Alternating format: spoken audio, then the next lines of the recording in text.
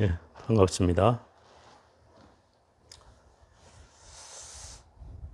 결제 시작하고 그제같이 시작했는데 벌써 오늘이 11번째니까 다음 주면 벌써 이제 마지막 수업이 될 것 같네요.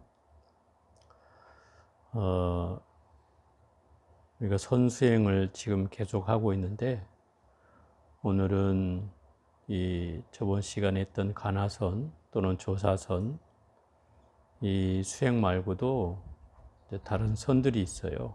뭐 열애선이라는 선도 있고 묵조선이라는 선도 있고 뭐 연불선도 있고 수행의 형태가 이제 많아지기 시작하죠. 그 이유들이 이제 소위 말하면 선을 수행하는 사람들이 많아졌다는 뜻이기도 하죠. 예를 들어서 제가 저번 주에 얘기했나요? 그 달마 대사로부터 해가에 이르기까지 육조 대사에 이르기까지의 그 법을 전하는 방법은 그 한 사람이 한 사람한테 전하는 그런 방식이었죠. 근데 이제 해능대사에 이르러서 제자만 뭐 엄청난 사람들이 나오기 시작하거든요. 그래서 우리가 그 예불할 때도 나오는 오파 분류라고 혹시 기억나십니까? 그 당토 이상 오파 분류 이렇게 나오는 구절이 있거든요. 그게 뭐냐면 당토라는 말은 중국이라는 뜻이고 당나라 땅 뭐 이런 뜻이죠. 이삼이라는 것은 이삼은 6, 당나라 땅에서 6대 조사가 나왔다 이 소리죠. 그리고 오파분류 이거는 이제 그 6대 조사로부터 5개의 종파가 이제 나눠져서 새로 발전하게 된다 이런 뜻이죠. 그래서 그 5가지 종파는 뭐 위양종, 뭐 임제종, 뭐 조동종 또는 그 뭡니까? 하여튼 5개 종파가 있는데 그 종파가 그런 진각종, 종각 이런 거 말고 지금 법파종 뭐 이런 거는 이제 교파라 그래, 교파. 예를 들어서 그걸 얘기하려면 이제 선교 양종이라고 우리가 구분이 되는데 선으로 나눠진 종파가 있고 교학으로 이루어진 종파가 이걸 교종이라고 하고 선을 이루어진 종은 선종이라고 하죠. 제가 말하는 건 이제 선종을 얘기하는 거예요. 교종에는 아까 말한 대로 보다는 뭐 천타, 천태종, 뭐 법화종, 빈각종, 화엄종 이런 것들은 이제 교종에 속하고 이제 선종에 속하는 종파는 원래가 아까 말한 오파불류라는 데에는 이제 뭐 위양종, 위양종이라는 것은 위산 스님과 뭐 앙산 스님이라는 두 스님이 이제 창종을 했다고 그래서 위양종이고 또 임제종은 임제 스님이 이제 임제의연이라는 스님이 이제 만들었기 때문에 임제종이라 하고 또 조동종은 그 조계산에 거주했던 해능 스님의 제자인 동산 스님이 만들었다 해서 조동종이고 그 다음에 그 운문종은 그 운문선사라는 분이 만들었다 해서 운문종이고 또 법안종이라고 있어요. 법안종은 법안 문익선사가 이제 만들었다 해서 법안종이고 다 그 만든 사람이 이름을 따서 종파가 5개로 나눠진다. 이게 오파분류의 그 5개에 속하는 거예요. 그러니까 해능조사로부터 이제 그 밑에 제자들이 수없이 나오거든요. 여기에 뭐 남학, 해양, 뭐 정원행사, 뭐 석두, 뭐 해가지고 엄청난 스님들이 나와요. 그 스님들에 의해서 이제 종파가 5개로 분화되는 거죠. 그것은 이제 뭐 특별하게 뭐 이렇게 선의 수행 방법이 달라지거나 이런 것보다는 그 예를 들자면 교수사, 스승의 가풍에 따라서 조금씩 바뀌었다 이 말이죠. 임재 스님 같은 경우에는 이제 주로 임재하리라고 하듯이 악 소리쳐가지고 이제 대중에게 뭔가 앞도 뒤도 다 없어져 버리게 만드는 물으려고 했던 의도 자체도 다 깡그리 허물어지게 만드는 그런 경계로서 수행을 가르쳤기 때문에 임재하리라고 보통 표현하고 또 덕산방이라고 하는 스님은 이 그 덕산 스님이라는 분이 누구냐면 금강경의 대가, 옛날에 내가 금강경 얘기할 때 한번 얘기했을 텐데, 이 스님은 방이라는 게 몽둥이 방자거든요. 임재 스님은 소리로서 소리를 하를 해서 대중을 깨우쳤다면, 이 덕산 스님은 몽둥이로 이제 깨우쳤다는 거예요. 그래서 제가 예전에 한번 얘기했잖아요. 말을 해도 30방이요. 말을 안 해도 30방이니라. 일러라. 그래. 이렇게 대답하면 이제 답은 피해가지만 결국 저런 문제 때문에 이제 가나선이 발생됐다 하듯이 결국 이런 경계들이 이제 드러나게 된다 이 말이죠. 그래서 스님마다 이런 가풍에 따라서 다섯 개의 종파가 나눠지는데, 실제로는 이제 삼종선이라고 하는 방법에 의해서 세 가지 선의 수행 형태가 있었어요. 그 세 가지 선이라는 게 뭐냐면 열애선, 의리선, 조사선, 이걸 삼종선이라고 했어요. 열애선은 뭐 열애라는 말이 그렇듯이 부처님의 수행 방법을 그대로 이게 따서 만든 수행 방법이다 해서 열애선이라고 붙여졌고, 의리선이라는 말은 그 수행의 뜻과 이치를 따져서 하는 수행이다 이 말이에요. 이걸 의리선이라고 했어요. 뜻과 이치를 따진다 이 말이에요. 또 조사선은 제가 저번 시간에 했잖아요. 조사선은 조사가 제자하고 선문답을 통해서 뭔가 주고받는 문답을 통해서 말이 없는 말길이 끊어진 길, 또 생각이 끊어진 길을 통해서 깨달음을 전하는 그런 방법으로 가르친 게 조사선이고, 이 의리선은 뭔가 뜻과 이치가 있어야 되니까 이 말과 논리로서 깨우쳤다는 뜻이죠. 그래서 의리선이라고 하죠. 그래서 이제 이 조사선을 하는 사람들은 이 의리선을 하는 사람들을 아직 말과 생각이 끊어지지 않는 존재라고 해서 무시를 하기도 했다 이 말이죠. 이 조사선은 말과 생각이 끊어지는 그 길을 만들어야 되는데 그 길을 가지 못하는 선들이다. 이래서 무시하기도 했어. 또 심지어 열애선까지도 부처님 수행 방법을 이어서 내려온 이제 수행 방법인데도 불구하고 이것이 어느 순간 이제 그 선 수행자들에 의해서, 조사선 수행자들에 의해서 이 열애선도 의리선에 해당하는 선이다. 그래서 결국 이치와 뜻은 깨달았을지 모르지만 그것마저도 다 사라져야 되는데, 그게 말길이 끊어지고 생각길이 끊어지는 경계까지 나아가야 그게 진짜 도를 얻는 것이다. 이게 조사선이다. 그러니 그 조사선에서 입장에서 보면 이들은 다 의리선이어서 생각과 말이 그대로 있어서 끊어진 경계가 아니다. 그래서 이건 수행으로서 낮게 보는 이제 그런 형태들까지 나오게 되었죠. 또 묵조선이라는 건 이제 침묵묵자, 비출 조자, 침묵으로 비춘다는 뜻인데, 이 묵조선의 형태는 아마 열애선에서 비슷하게 나온 흐름도 있는데, 이 묵조선이란 말이 어떤 뜻이냐면 이미 내가 부처예요. 이미 내가 부처기 때문에 굳이 부처가 뭘 할 필요가 없어요. 그죠? 이미 부처면 그 부처라는 사실만을 알고 그걸 묵묵히 부처라는 걸 관조하면 된다 이 말이에요. 내 자성을 관조하는 것 그대로 관조하고 있는 거예요. 이미 부처니까. 그게 이제 묵조선이에요. 특별한 대상이 필요치 않아요. 그냥 자기 자성을 그냥 비추어보듯이, 거울에 비추어보듯이 꾸준하게 이렇게 쳐다보고 있는 거예요. 그게 묵조선의 형태였어요. 물론 이 수행도 이 조사선에 하는 스님들에 의해서 또 비판을 받기도 하지만, 무슨 목석을 갖다 앉혀놓지 뭐 한다고 그걸 하느냐, 그건 죽은 수행이다, 뭐 이렇게 얘기하기도 하죠. 근데 어쨌든 이 수행 형태가 묵조선이든 열애선이든 의리선이든 잠깐 유행을 하다가 결국 다 사라지고 남아있는 게 결국 이제 이 가나선과 이 조사선에 이어온 가나선이 주로 남아있게 돼서, 말하자면 지금의 이제 뭐 정통법을 계승한 뭐 이런 수행 형태로 지금 남아있다라고 얘기하는 거죠. 왜냐하면 그때 했던 수행 방법들이 다 없어지고, 아까 말한 5개 종파도 나중엔 다 습합이 서로 모여서 이제 다 저기 되고 흡수되죠. 흡수. 임재종에 거의 흡수가 되어서 임재종이 이제 그 맥을 이어서 내려왔기 때문에 거의 뭐 임재종은 결국 조계종의 전신이에요. 우리 조계종도 한때는 임재종이라고 할 때도 있었어요.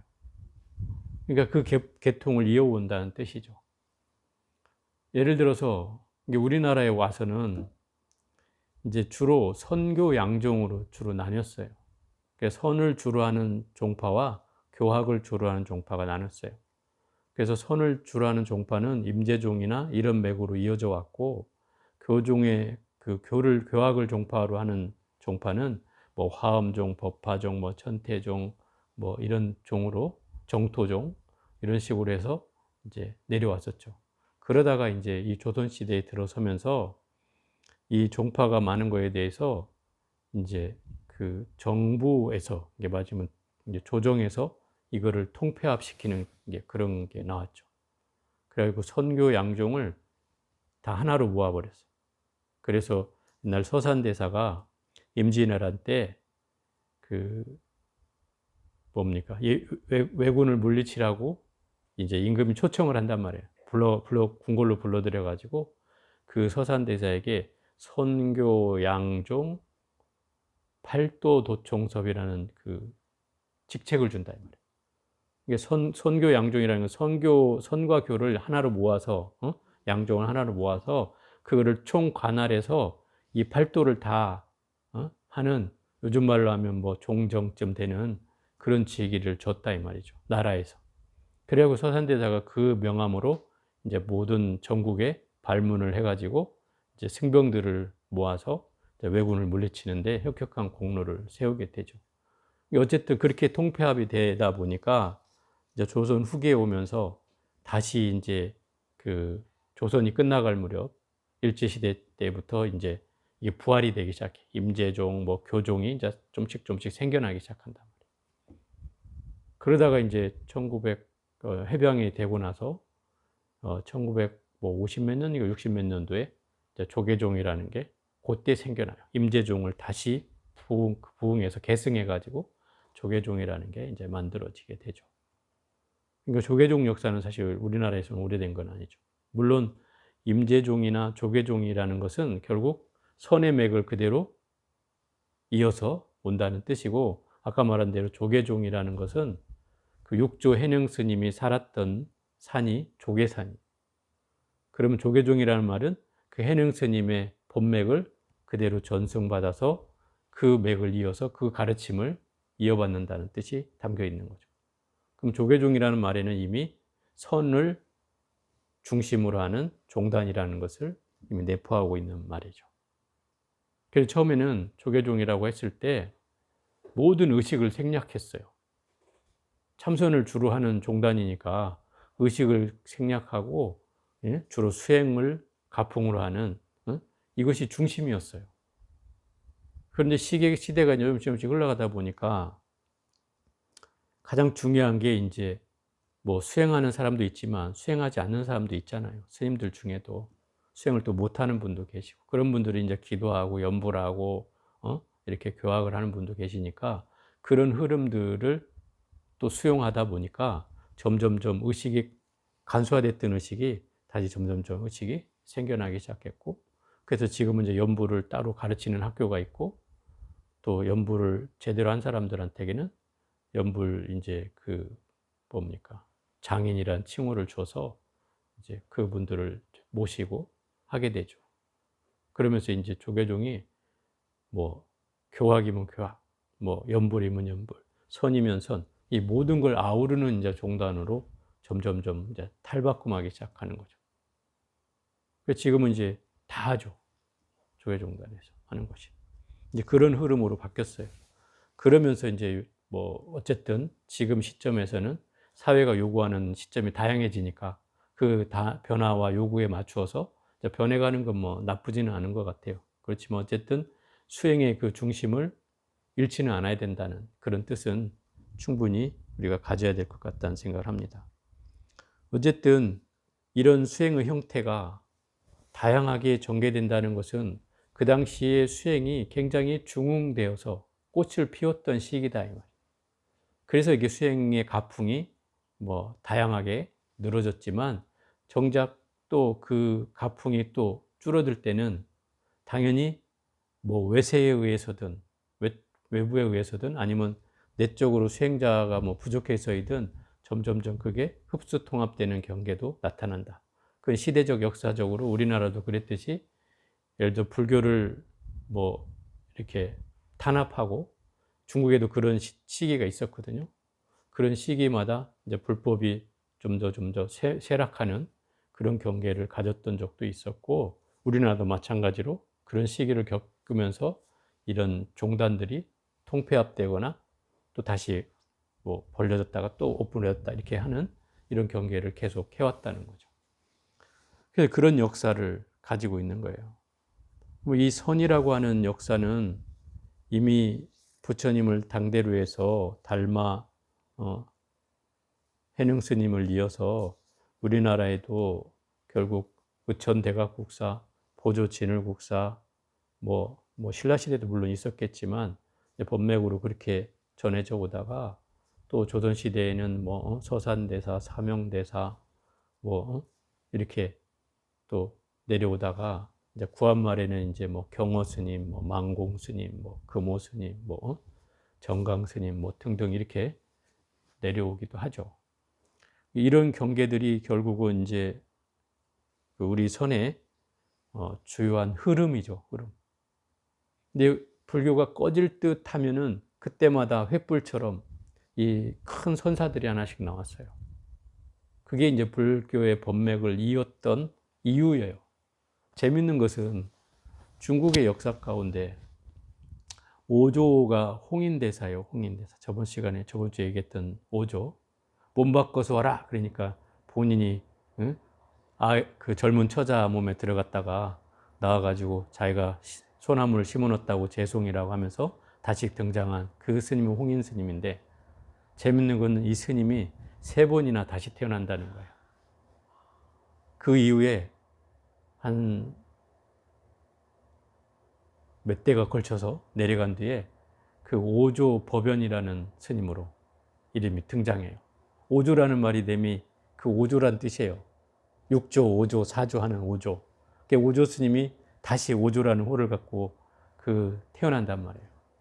이때 또 다시 법을 중창하고, 또 이분이 또 한 뭐 몇 대 또 걸쳐가서 또 한 번 다시 태어나게 된다. 그러니까 3번인가를 환생을 해요.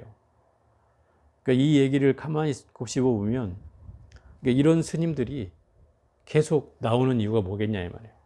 그래서 불교가 이제 뭔가 위기에 처했을 때마다 이런 스님이 다시 환생을 해서 그 법을 다시 진작시키고 뭔가 중흥을 했던 그런 역사들이 있었다는 뜻이죠. 아마 우리나라도 그래서 그런 스님들이 계속 그 조선시대 불교가 뭐 정말 산속으로 들어가고 숨어들고 수행자들이 뭐 천민축을 받았던 그런 시대였음에도 불구하고 그 명맥이 그나마 유지됐던 것은 그런 스님들이, 숨은 스님들이 있었기 때문에 가능했었지 않겠나 싶어요. 어쨌든 시대별로 역사적으로 이런 스님들이 전개해 왔다는 거죠. 그러니까 수행이라고 하는 건 따져보면 결국 뭔가 우리가 대체로 어떤 큰 스승을 만났을 때 우리가 그런 공부의 어떤 그 기점을 삼고 공부를 하고 싶은 마음들이 일어나고, 그래서 그곳에 대중들이 모이고 또 수많은 제자들이 양성이 되면서 불교가 이제 선불교가 부흥해 왔듯이 그런 기점들이 있었단 말이죠. 그래서 이제 지금 우리가 21세기를 살고 있는 이 시점에도 결국 그런 흐름이 만들어야 될 때가 됐다는 뜻으로 저는 이해를 해요. 그래서 언젠간 또 이런 스님들이 나올 거라고 봅니다. 그래서 이 수행은 결국은 그 말로 시작해서 말 없는 곳으로 가는 게 수행이라고 이 성각에 가면 나와요. 또 더 정확히 말하면 교라고 하는 건 말에서 교학, 가르침이라는 건 말에서 말 없는 데로 이르는 것이고, 선은 말 없는 데서 말 없는 데 이르는 것이다, 이렇게 얘기를 해요. 그래서 이제 선이라는 것을 더 핵심적으로 얘기하자면, 선은 이 말로 설명하기가 어려운 것이 옛날 선사들이 그렇게 하죠. 개구즉착이라. 그래서 입을 열면 이미 그릇된 것이다. 이렇게 얘기합니다. 입을 여는 순간 이미 거기서 그릇된다, 잘못된다는 거예요. 그럼 입을 열지 말아야 되는가? 이렇게 생각해 보면 입을 안 열면 또 사람들은 이해할 수 없을 터이니, 그래서 옛날 선사들이 법문 가운데 그런 얘기를 하죠. 여러분한테 이렇게 쫙 주장자를 들어가지고 이렇게 쫙 보이잖아요. 응? 이게 이제 말 없는 도리로서 이미 여러분한테 뭔가를 보여주는 거예요. 이걸 못 알아먹으니까 이제 또 꽝꽝꽝 치고 또 한단 말이에요. 또 그래도 못 알아먹어. 그러니까 이제 그때서야 뭐 개송을 읊고 이제 한 소절 법문을 하게 된다. 또 그것도 못 알아먹어. 그걸 이제 또 풀어서 또 설명을 한다 이 말이죠. 이게 그 선사들이 법문하는 방식이에요. 법문하는 방식이에요. 이게 무슨 얘기냐면 처음에는 말 없는 도리로서 보여주는 거예요. 응? 그 주장자를 보여준다는 것은. 그럼 말 없는 도리를 보여준다는 건 뭐예요? 내가 그걸 말 없는 도리로 이해하라는 뜻이죠. 그런데 내가 손가락을 들었다 해서 그 뜻을 알 수 있는 사람이 몇이나 되겠어요. 그죠? 그러니까 그 뜻을 몰라 하니 그것에 대한 이제 뭔가 입을 열어야 되는 상황이 벌어지는 거죠. 그래서 이제 이렇게 말을 마지못해서 얘기하는 거죠. 그런데 이런 가풍은 조사선에 오면서 이 언화대오라는 측면에서 말 아래 깨달음을 얻는 사람들이 생겨나면서 이 말이라는 건 또 잘못되는 것이기도 하지만 또 깨달음을 인도하는 것이기도 한 거죠. 그래서 선문답을 통해서 그 제자에게 말길과 생각길이 끊어지게 만들어서 그를 깨달음으로 인도하는 이런 경계가 나오잖아요. 그게 조사선의 형태였으니까. 그래서 항상 언화에 대오한다 이렇게 표현하는 거죠. 말 아래 깨달음을 얻는다 이 말인 거죠. 그러니 이 말이라는 건 한편으로는 긍정적인 측면이 있지만 한편으로는 이렇게 부정적인 측면이 있다는 거예요. 늘 그걸 함께하고 있는 거죠. 그래서 말이 필요한 순간이 있고 말이 필요 없는 순간이 있다는 뜻이기도 하고, 그래서 그런 경계들을 우리가 잘 분별해서 이거를 한마디로 표현하면 언어도단이요 심행처멸이라 이렇게 표현한다. 언어도단은 언어의 말길이 끊어졌다는 뜻이고, 심행처멸은 마음이 가는 길이 사라졌다는 뜻이다. 그럼 생각이 사라지고 말이 끊어지는 그런 경계여야지 우리가 마음을 본질을 볼 수 있다는 거죠. 그게 이 조사선의 핵심이고 수행가풍에서 가장 중요시 여기는 사자성어일 수도 있는 내용이죠. 그래서 이 뭐 열애선이든 또는 묵조선이든 또는 뭐 조사선이든 또는 그게 의리선이든 수행의 핵심은 결국 이 생각과 말이 끊어진 자리로 들어가는 거예요. 핵심은 그거예요. 그럼 생각과 말이 끊어지려면 어떻게 해야 되는가 하면 생각과 말을 놓치면 안 되는 거죠.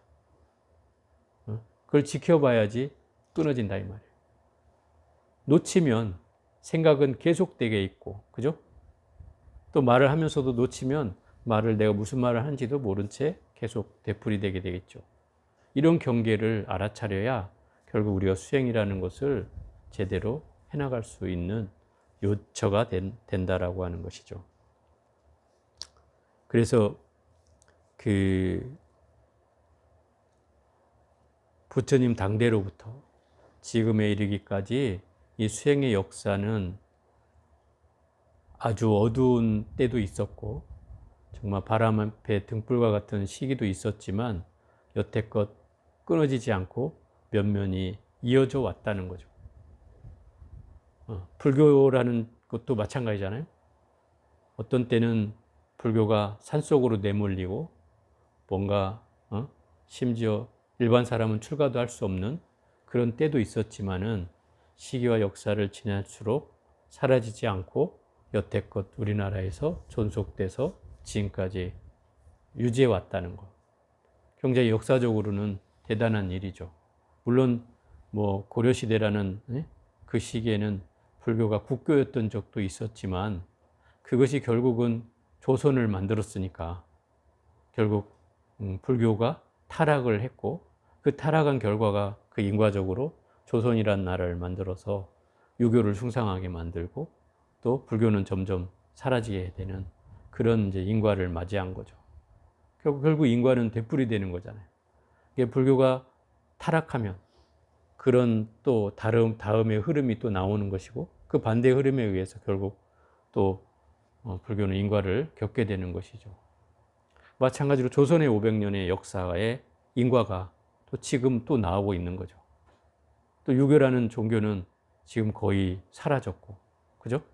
물론 의식, 제례, 무슨 차례 지내고 제사 지내는 데서는 의례가 유교 의식이 남아있지만 유교라는 종교는 지금 사라진 지 오래잖아요.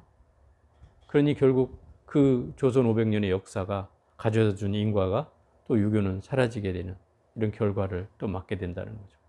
결국 모든 것들이 다 그렇단 말이에요. 인과를 벗어날 수가 없잖아요. 어떤 것 하나가 잘못되면 그 인과가 반드시 그 다음에 나오듯이 역사적으로도 그렇다 이 말이죠. 그런 경계로 지금껏 이 불교의 역사는 흘러왔어요. 그러니 제가 이 선수행을 꾸준히 말하면서 이제 정리를 하자면 이 선이라고 하는 건 불교의 어떤 생명줄과 같은 것이다. 그래서 불교를 살아 숨쉬게 하고 뭔가 꿈틀거리게 하는, 내 앞에서 살아 움직이게 하는 그런 의미로서 이 불교 수행은 존재해 왔다. 그렇기 때문에 수행이 없는 불교라는 건 결국 안고 없는 찐빵과 같이 핵심이 없는 껍데기와 불과하다는 거죠. 그러니까 수행이라는 것이 반드시 이 불자들에게 필요한 일이었고 또 당연히 해야 될 일이다. 그런데도 불구하고 제가 이 서울에 와서 한 10여 년 동안을 이렇게 지켜본 바로는 이 수행을 하는 사람들이 많지 않다는 거였어요. 많지 않다는 거. 또 그 하고 있는 사람들은 또 겉으로 보여지는 모습은 그렇게 좋아 보이진 않았다는 거죠. 그 겉모습에 치중하고 뭔가 자기의 무슨 몇 시간을 공부했네, 몇 철을 내가 났네 하는 그런 걸로 뭔가 위세를 삼는 이런 흐름이 많고 실제로 내용이 뭔가 충족되고 뭔가 자기 수행을 위해서 꾸준히 해나가는 사람들은 거의 없었다는 거죠. 그래서 이제 이 수행의 풍토가 지금 사라질 위기에 처해 있다라고 할 정도로 쉽지 않은 시기다 이 말이죠. 그래서 제가 맨날 얘기하는 게 그잖아요.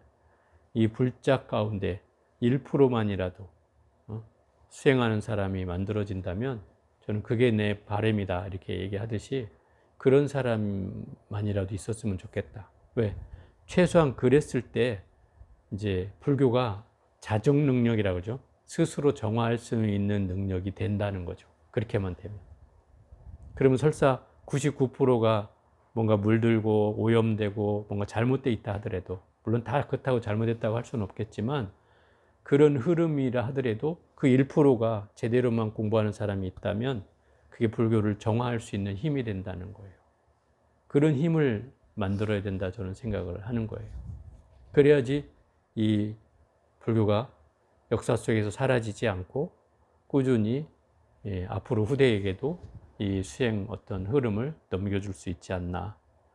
왜냐하면 이 수행 방법이 결국 부처님도 그랬고 우리도 역시 부처님과 같이 그런 수행을 끊임없이 해간다는 건 굉장히 중요한 일인 거죠. 그게 불자의 일이고 절에 다니는 사람이라면 의뢰히 해야 될 일인데 왜 이것이 누구만의 것이고 어떤 사람만 해야 되는 건지 이제 그런 식으로 뭔가 치부된다면 이건 잘못됐다는 생각이 들 수밖에 없다. 이런 생각을 하게 됩니다. 그래서 이 수행은 뭐 스님만의 수행도 아니고 또 어떤 사람만 해야 되는 수행이 아니라 불자라면 누구나 이 수행을 일상으로 꾸준히 해나가야 된다 이런 생각을 하죠. 왜냐하면 부처님이 금강경에서 얘기하듯이 늘 탁발하고 돌아와서 늘 자리에 펴고 앉아서 정진을 했단 말이에요.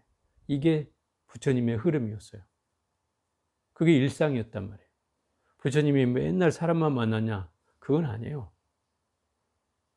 뭐 팔반대장경이 쓰인 것은 그 많은 사람들이 찾아왔기 때문에 그 경전이 만들어진 건 맞아요.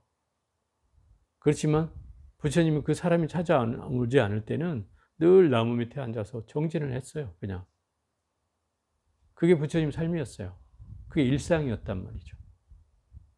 저는 그 일상의 모습이 더 존중돼야 된다.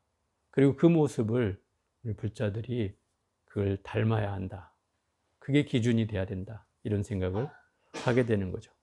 그래서 이 선수행이라고 하는 것은 제가 역사적으로 또는 시기적으로 또는 뭐 교학적으로 뭐 여러분한테 설명하고 있지만 결국 이 내용들이 다 결국 그 수행의 방법을 고스란히 우리 스스로가 그걸 계승해서 수행을 해나가야 된다는 이제 그런 안목으로 제가 말씀을 드리는 겁니다. 뭐 다음 시간은 이제 아무래도 뭐 수행에 대한 이제 총 정리를 할 터인데 어쨌든 오늘은 이 수행의 여러 가지 형태에 대해서 말씀을 드렸습니다. 저는 여기까지 해볼게요.